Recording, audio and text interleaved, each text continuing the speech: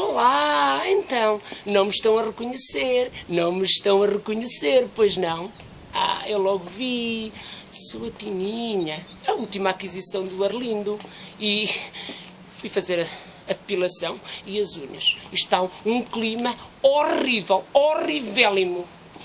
Ai meu Deus, isto é muito amor, isto é muito romantismo. Ai, não me digam que foi o Arlindo.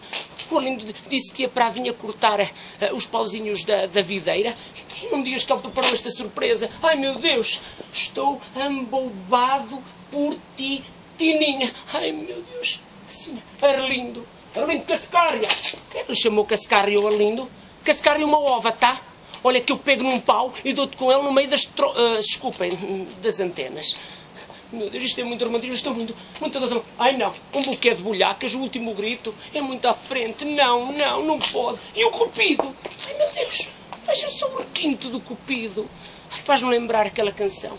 O Cupido me flechou. Ai meu Deus, que romantismo, que romantismo. Não é o que eu estou a pensar. Não me digam que eu o convido para o jantar à luz da vela. Não me digam no melhor restaurante das terras de Miranda. Não me digam, por amor de Deus. Ai, não. E no fim, certamente no fim me vai dar o smartphone. Ai, se eu tivesse aqui o Facebook, já comunicava com as minhas amigas. Com a Tinocas, a Milocas. Porque o Facebook é a feira das vaidades, muitas vezes. Eu que o diga, não é? Ai, meu Deus do céu. Ai, eu não tenho coragem. Ai, que buquê de bolhacas. Quem é que recebe um buquê de bolhacas? Qual é a doce? Eu já nem quero ler, que eu estou ansiosa. Cuchi, o cuchi vai-te embora. Não é para ti, é para o Arlindo, tá? Ai, preciso de muita coragem. Ai, Jesus. Tininha, mi joia. Gostaste da minha surpresa do São Valentim? E eu não me esqueci, meu amor.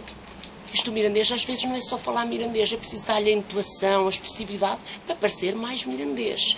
Eu vou tentar. Mira, como eu vengo tarde que quero acabar de podar a vinha, faz o lume, me rola. Se cascas e codes umas patatas numa panela de ferro. Meu Deus, que é isto? Alar de lume e achas dos sardinas. Não pode. No fogão, não. Com o gás está muito caro. Arlindo.